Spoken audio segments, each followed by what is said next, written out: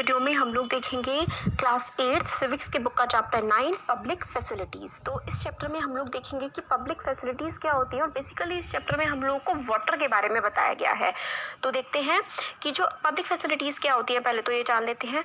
जो भी फैसिलिटी, जो भी चीज़ें सारे के सारे लोग ज़्यादातर यूज़ करते हैं या फिर जो चीज़ें हम लोगों को गवर्नमेंट, हमारी सरकार प्रोवाइड करती है, उसको हम लोग पब्लिक फैसिलिटी कहते हैं।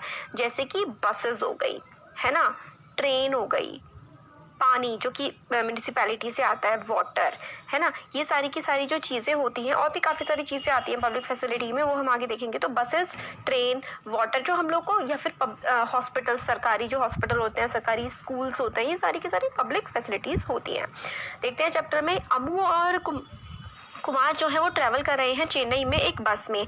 जैसे बस पूरी सिटी में जाती है, वो ऑब्जर्व करते हैं कि वाटर फैसिलिटीज़ जो कि चेन्नई में अवेलेबल है, मतलब पानी की सुविधा, पानी जो कि अलग अलग एरियाज़ में अवेलेबल है चेन्नई में, वो कितना डिफ़र करता है। जैसे कि अन्ना नगर, रामगोपाल, अन्ना नगर में रामगोपाल रहते हैं, तो यहाँ पर जरा देखिए ये किस तरीके से पानी से अपनी कार को धो रहे हैं, है ना, ये अन्ना नगर है। और सईदापेट जिसमें पद्मा रहती है, वहाँ पर देखिए एक टंकी है और कितने सारे लोग अपने घड़े और मटके वगैरह पानी भरने के लिए रखे हुए हैं लोगों ने। तो यहाँ पर देखिए यहाँ कितना ज़्यादा पानी लोग यूज़ कर रहे हैं। और सेदापेट, यहाँ पर ज़रा देखिए कि कितनी पानी की कमी है। अब एक और एरिया आता है मध्यपक्कम, तो इसमें सिवा रहते हैं। तो यहाँ पर जो है एक मतलब मिडिल क्लास फैमिली है और पानी का एक टैंकर सा रखा हुआ है और ये लोग खरीद के पानी अपना यूज़ करते होंगे सिवा। और ये है माइलापोर, इसमें सुब्रमण्यम रहते हैं। यहाँ पर जो है वाटर टैंकर आता है और वाटर टैंकर से लोग जो है पानी अपने घरों में लेते हैं और यूज़ करते हैं। तो अब हम देखते हैं कि water and the people of Chennai, पानी और चेन्नई के लोग। जैसे हमने देखा कि सीनियर गवर्नमेंट ऑफिशियल जैसे कि मिस्टर राम गोपाल जो कि अन्ना नगर में रहते हैं, सबसे पहले वाली पिक्चर देखी थी ना हमने चेन्नई में, वो एरिया लश ग्रीन लगता है, खूब पेड़ पौधे हैं वहाँ पे, और वहाँ पे खूब जो गार्डन वगैरह हैं और पेड़ पौधे वहाँ पे खूब मेंटेन किए जाते हैं पानी को स्प्रे करके। वहाँ पे बड़े बड़े बंगलोज, बड़े बड़े खूब घर आपको दिख जाएंगे। उन घरों में टैप वाटर आता है, टंकी का पानी आता है। दिन के मोस्ट ऑफ द टाइम वहाँ पर आपको टंकी का पानी मिल जाएगा। और कई बार जब वाटर सप्लाई इनएडिक्वेट होती है, तो मतलब कम होती है वाटर की सप्लाई, पानी कम आता है, तो मिस्टर राम गोपाल जो है एक सीनियर ऑफिशियल से बात कर लेते हैं, एक अधिकारी से जो कि म्युनिसिपल वाटर बोर्ड में है, वो उनसे बात करते हैं और उनके घर पानी का टैंकर आराम से आ जाता है अन्ना नगर में। और ये कौन है? मिस्टर राम गोपाल की कहानी देखिए। ये एक चेन्नई के एक अमीर एरिया में रहते हैं, अमीर पर्सन है, आराम से इनके घर पानी पहुंच जाता है। और बाकी सारे जो एरियाज है ना सिटी के, सुब्रमण्यम्स अपार्टमेंट इन द माइलापुर, तो इससे पहले हम लोगों ने क्या देखा कि राम गोपाल जो है ये अमीर एरिया में रहते हैं, इनके घर पानी की कोई दिक्कत नहीं होती है तो फ़ोन करते हैं, उनके घर टैंकर आ जाता है। अब बाकी लोगों का देखते हैं। सुब्रमण्यम जो है उनका अपार्टमेंट, उनका जो घर है वो माइलापुर में है, वहाँ पर पानी की काफ़ी कमी रहती है। म्यूनिसिपल वाटर जो है वो 2 दिन में एक बार आता है, मतलब पानी 2 दिन में सिर्फ एक बार ही आता है। प्राइवेट बोरवेल है, मतलब जो होती है ना ज़मीन में निकाल मोटर्स वगैरह लगा देते हैं और उससे पानी लेते हैं, उससे कुछ लोग अपने घरों का मतलब पानी की ज़रूरतें पूरी कर लेते हैं। बोरवेल वाटर जो है, जो ज़मीन से पानी निकालते हैं, वो ब्रैकिश होता है। ब्रैकिश वाटर का मतलब होता है उस पानी में नमक होता है, मतलब खारा पानी आता है। तो ये जो पानी वो ज़मीन में से निकालते हैं, वो टॉयलेट्स में या फिर कपड़े वगैरह धोने, बर्तन धोने के लिए इस्तेमाल कर लेते हैं। बाकी सारे यूजेस के लिए उनको पानी टैंकर से खरीदना पड़ता है। सुब्रमण्यम लगभग हर महीने 500 से 600 रुपये मतलब अपना पैसा 500-600 रुपये का पानी खरीदते हैं टैंकर से, ताकि वो पी सके। ड्रिंकिंग के लिए रेसिडेंट्स जो है, वहाँ पे जो लोग रहते हैं, उन्होंने वाटर प्यूरिफिकेशन सिस्टम अपने घर में लगाया हुआ है, क्योंकि खारा है पानी तो इसलिए वाटर प्यूरिफायर लगाया हुआ है। तो सुब्रमण्यम के घर के एरिया के बारे में हमने देखा, जो कि माइलापुर का एरिया है चेन्नई में, वहाँ पे 2 दिन में एक बार पानी आता है। अब हम देखते हैं सिवा, जो कि फर्स्ट फ्लोर पर रहता है मध्यपक्कम वाले इलाके में, वहाँ पे 4 दिन में सिर्फ और सिर्फ एक बार पानी आता है। और शॉर्टेज ऑफ वाटर जो है काफ़ी ज़्यादा है, पानी की काफ़ी कमी है, इसलिए शिवा अपनी फैमिली को चेन्नई नहीं लेकर के आता है, पीने के लिए वो बोतल का पानी खरीदता है। पद्मा जो कि एक डोमेस्टिक हेल्प है, यानी कि एक नौकर की तरह किसी लोगों के घर में काम करती है, वो सीतापत के इलाके में रहती है, जो कि एक स्लम है, मतलब झोपड़पट्टी में वो रहती है। उस झोपड़पट्टी में जहाँ पे वो रहती है, वो 650 रुपये किराया देती है उस हट में रहने का। उसमें कोई बाथरूम नहीं है और कोई टैप का कनेक्शन नहीं है। और ऐसे ही 30 हटमेंट्स हैं जहाँ पर उस एरिया में, और एक ही टैप है, एक ही टंकी है, कॉमन टैप है, और वहाँ पे जो है पानी आता है सिर्फ और सिर्फ 20 मिनट के लिए। मतलब 2 दिन में एक बार आता है पानी, वो भी सिर्फ 20 मिनट के लिए, और एक फैमिली को सिर्फ और सिर्फ 3 बाल्टी ही भरने को मिलती हैं। और ये 3 बाल्टी वो खाने के लिए, कपड़े धोने के लिए, पीने तक के लिए ही उसका भी उसी पानी का इस्तेमाल करते हैं। समर में, गर्मियों में तो पानी बिल्कुल ट्रिकल बन जाता है, सिर्फ बूंदे बूंदे करके ही पानी आता है। और पानी, एक फैमिली की दूसरे से लड़ाई होती है पानी के लिए। लोगों को कई कई घंटों तक टैंकर का वेट करना पड़ता है, लंबी लंबी लाइनें बना के। तो हम लोगों ने कितने सारे लोगों का देखा, अमीर लोगों को पानी आराम से मिल जाता है, और जो मिडिल क्लास है उनको भी थोड़ा बहुत प्रॉपर हो ही जाता है, वो खरीद लेते हैं। बट जो बिल्कुल गरीब लोग हैं उनको पानी की बहुत ज़्यादा दिक्कत होती है। अब water is a part of fundamental right, जैसे कि हमने इस बुक में स्टार्टिंग में भी देखा था, स्टार्टिंग के चैप्टर्स में भी फंडामेंटल राइट्स के बारे में। तो फंडामेंटल राइट्स क्या होते हैं, हमारे कॉन्स्टिट्यूशन में हम लोगों को कुछ फंडामेंटल राइट्स दिए गए हैं। अब वाटर जो है वो एसेंशियल है हमारी ज़िंदगी के लिए, पानी बहुत ज़्यादा ज़रूरी है हमारी लाइफ के लिए, हमारी हेल्थ अच्छी रहे उसके लिए। नॉट ओनली ये ज़रूरी है हमारी डेली नीड्स को पूरा करने के लिए, सेफ़ ड्रिंकिंग वाटर हम लोगों को कई सारी बीमारियों से भी बचा सकता है। मतलब साफ़ स्वच्छ पानी अगर हम लोग पिए तो हम कई सारी बीमारियों से बच भी सकते हैं। इंडिया जो है उसमें बहुत सारे केसेस होते हैं डाइसेंट्री के, डायरिया के, कॉलेरा के, क्योंकि साफ पानी की कमी की वजह से हमारे देश में डायरिया, डाइसेंट्री, कॉलेरा, जैसे कि मलेरिया हो गया ना, चिकनगुनिया हो जाता है या डायरिया हो जाता है, बहुत सारी बीमारियां, पीलिया वगैरह काफ़ी बीमारियां हो जाती हैं खराब पानी को पीने की वजह से।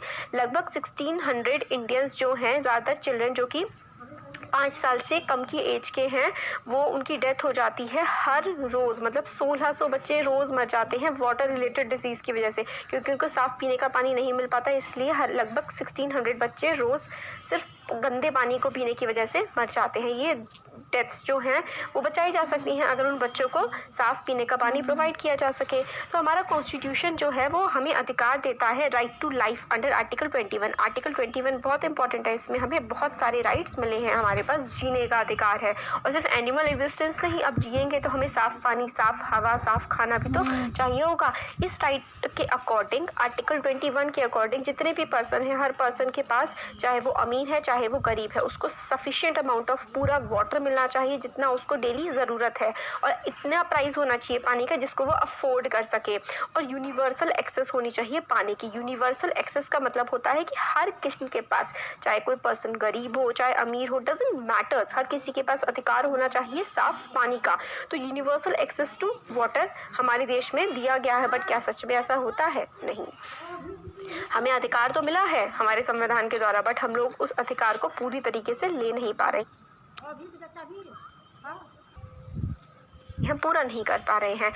कई बार कोर्ट केसेस हुए हैं जिसमें हाई कोर्ट में भी गया है ये मामले, सुप्रीम कोर्ट में भी गए हैं, और उन्होंने भी कहा है कि सेफ ड्रिंकिंग वाटर एक फंडामेंटल राइट है। 2007 में आंध्र प्रदेश की हाई कोर्ट ने कहा था एक केस को सुनते हुए, जो कि एक लेटर लिखा गया था, विलेजर, एक गांव के पर्सन थे, महबूब नगर, जो कि महबूब नगर एक जगह है आंध्र प्रदेश में, उन्होंने कोर्ट को लेटर लिखा था कि भाई वहाँ का महबूब नगर डिस्ट्रिक्ट का पानी बहुत ही ज़्यादा कंटामिनेटेड है, बहुत ही गंदा पानी है। विलेजर्स ने कंप्लेन करी थी कि एक टेक्सटाइल कंपनी होती है, कपड़े बनाने वाली कंपनी जो है, वो पॉइजनस केमिकल, मतलब बहुत ही जहरीले केमिकल नदियों में बहा रही है उनके गाँव में, जिसकी वजह से जो उनका ग्राउंड वाटर है वो ख़राब हो चुका है। अब देखिए क्या है, एक कंपनी, एक गाँव है, ठीक है, महबूब नगर, वहाँ पर उसके पास एक टेक्सटाइल कंपनी है, कपड़े की कंपनी है। वो कपड़े की कंपनी ने नदियों में केमिकल बहा रही है। अब उस केमिकल की वजह से वो पानी जो है ज़मीन में जा रहा है। अब वो ड्रिंकिंग वाटर, पीने का पानी, कपड़े धोने का पानी, और इवन सिंचाई, जो फसल उग रही है वो भी जहरीले पानी की उग रही है। तो इन लोगों ने, उस गाँव के लोगों ने कंप्लेन करी, तो जज ने कहा कि महबूब नगर डिस्ट्रिक्ट कलेक्टर को to supply 20 litres of water to each person in the village, कि भाई 25 लीटर पानी हर घर में, हर विलेजर के पास डेली जाना चाहिए। तो यही है right to water entitles everyone to sufficient, safe, acceptable, physically accessible and affordable for personal and domestic use. भाई हर किसी के पास अधिकार है कि उसको सफिशिएंट, जितना उसको ज़रूरत है, बिल्कुल स्वच्छ साफ पानी उसको मिले, अपने पीने के लिए भी और घर के काम करने के लिए भी। अब आता है पब्लिक फैसिलिटीज़, जैसे कि हमने इस चैप्टर का नाम ही यही है। अब देखिए SDG गोल, सस्टेनेबल डेवलपमेंट गोल्स के बारे में मैं आपको हर चैप्टर में पढ़ाती हूँ। SDG गोल 6 क्या कहता है? क्लीन वाटर एंड सैनिटेशन, साफ पानी और साफ सफाई। सैनिटेशन का मतलब होता है स्वच्छता, साफ सफाई। पब्लिक फैसिलिटीज़ क्या होती हैं? पानी की तरह ही और दूसरी पब्लिक फैसिलिटीज़ भी होती हैं जो कि हर किसी को जिनकी ज़रूरत होती है। और लास्ट ईयर ही हम लोगों ने पढ़ा था दो फैसिलिटीज़ के बारे में, एक हेल्थ केयर और एक सैनिटेशन। हेल्थ केयर मतलब हमारी हेल्थ ठीक रहे, सैनिटेशन होता है साफ सफाई। सिमिलरली और भी चीज़ें होती हैं जैसे कि electricity, public transport, school, college, ये भी बहुत ज़्यादा ज़रूरी हैं और इन सबको ही हम लोग पब्लिक फैसिलिटीज़ कहते हैं। तो इलेक्ट्रिसिटी हो गया, है ना, और पब्लिक ट्रांसपोर्ट जैसे कि बस, ट्रेन वगैरह हो गया, स्कूल, कॉलेजेस, ये सारे के सारे बहुत ज़्यादा ज़रूरी हैं हमारे जीने के लिए, इसलिए सरकार ये हमें प्रोवाइड करती है और इनको हम लोग कहते हैं कि ये पब्लिक फैसिलिटीज़ हैं। तो इम्पॉर्टेंट कैरेक्टरिस्टिक जो कि होता है facility that is once it is provided it's benefit can be shared by many people. तो पब्लिक फैसिलिटी आपने प्रोवाइड कर दी तो बहुत इसके जो बेनिफिट हैं वो बहुत सारे लोग ले सकते हैं। फॉर इंस्टेंस, एक स्कूल अगर आप लोगों ने एक विलेज में बना दिया है तो आसपास के बहुत सारे बच्चे उस स्कूल में पढ़ करके एजुकेट हो सकते हैं।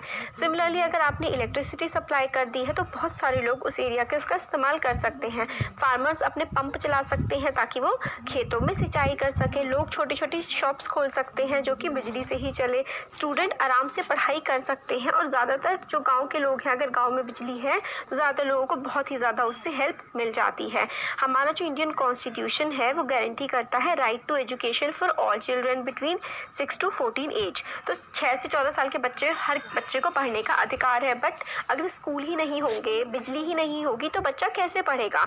तो इसीलिए एक्टिविस्ट स्कॉलर्स वर्क कर रहे हैं एजुकेशन की। भाई आपने डॉक्यूमेंट तो कर दिया है बट ये हाईली अनइक्वल है। क्यों? क्योंकि हर जगह देश में हर जगह स्कूल नहीं है। अब हर जगह स्कूल है तो भी जैसे प्राइवेट स्कूल्स की जो एजुकेशन होती है वो काफ़ी ज़्यादा बेटर होती है as compare to government schools, है ना। तो इक्वल आपने ठीक है प्रोवाइड कर दिया है राइट, बट ये राइट इक्वली सबको अच्छे से नहीं मिल पा रहा है।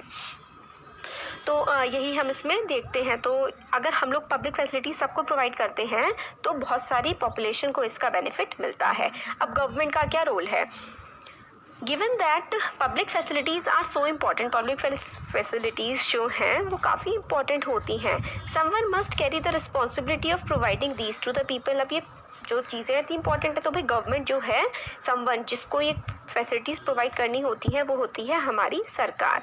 मोस्ट इम्पॉर्टेंट फंक्शन गवर्नमेंट का होता है ताकि मतलब कि जितनी पब्लिक फैसिलिटीज़ हैं लोगों तक पहुंच जाए। पीने का साफ पानी, इलेक्ट्रिसिटी, सड़कें, है ना, ये सारी की सारी सही से हो, ये सारी रिस्पॉन्सिबिलिटी, ये सारा काम गवर्नमेंट का होता है।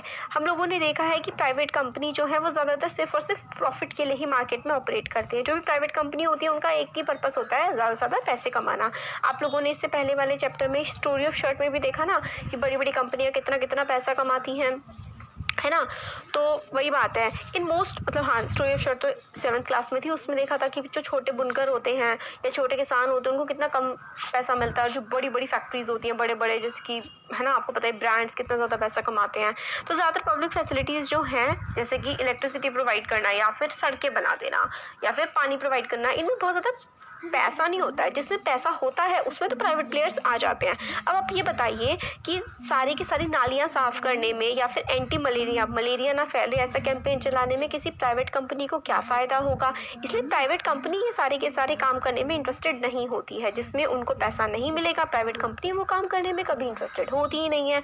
इसलिए जो ये पब्लिक फैसिलिटीज़ होती है गवर्नमेंट को प्रोवाइड करनी पड़ती है। कुछ पब्लिक फैसिलिटी जैसे स्कूल खोलना, हॉस्पिटल खोलना, प्राइवेट कंपनी खोलना। प्राइवेट कंपनी भाई स्कूल और हॉस्पिटल खोलते हैं क्योंकि खूब पैसे कमाती हैं इनसे, है ना। बड़े बड़े शहरों में आप लोगों ने देखा होगा बड़े बड़े हॉस्पिटल, बड़े बड़े स्कूल्स होते हैं।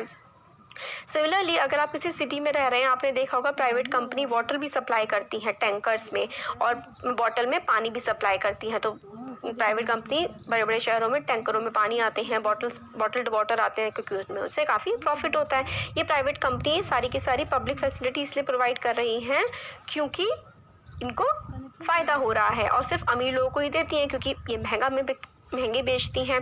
बट ये फैसिलिटी जो है अफोर्डेबल रेट पर नहीं प्रोवाइड कराते। जो प्राइवेट कंपनी होती है वो हर चीज़ मतलब ज़्यादा महंगी ही होती है, उनकी चीज़ें अफोर्डेबल, जो लोग अफोर्ड कर सके। यानी कि जो जैसे कि गरीब इंसान है यार, वो नहीं अफोर्ड कर सकता, उसके पास इतना पैसा नहीं होता है कि वो बहुत महंगी चीज़ जैसे कि 100 रुपये का 1 लीटर पानी या फिर 100 रुपये का 5 लीटर पानी ये गरीब इंसान नहीं खरीद सकता है। इसलिए जो प्राइवेट कंपनी है उनका टारगेट होता है अमीर लोग। अब गरीब लोगों को तो ये सर्विसेज किसको प्रोवाइड करनी पड़ेंगी? सरकार को। तो if you go by the rule that people will get us get as much as they can pay. तो अगर आप ये सोचें कि लोगों को उतना ही मिलेगा जितना वो पे कर सकते हैं, तो भाई ये सारी की सारी फैसिलिटीज़ आप कैसे सबको दे पाएंगे? और ये तो भाई आप देश के नागरिक हो।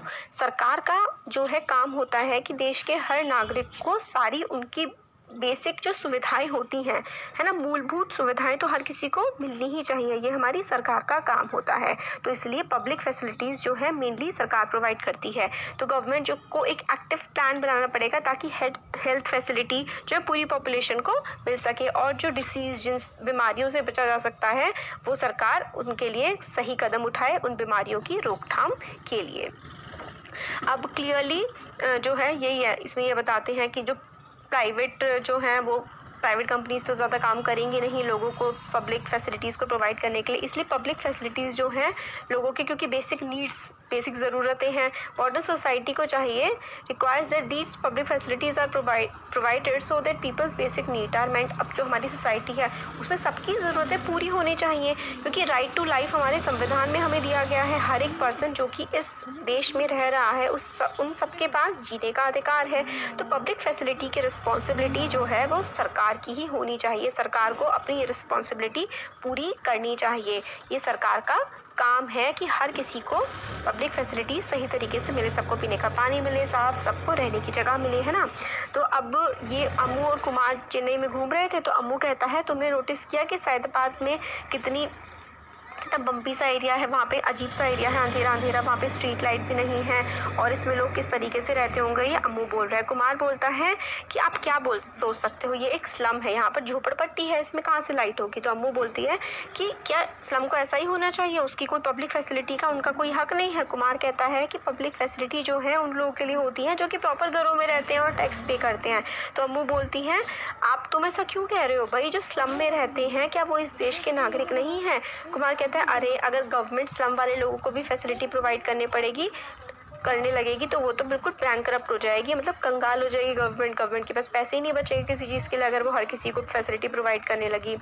तो अम्मू कहती है कि गवर्नमेंट को एक तरीका निकालना पड़ेगा, जो गवर्नमेंट मतलब स्लम्स में रह रहे हैं वहाँ पे इलेक्ट्रिसिटी, वाटर, रोड सब कुछ हो, ये सब गवर्नमेंट की तो जिम्मेदारी है, चाहे कैसे भी करे बट गवर्नमेंट को करना पड़ेगा।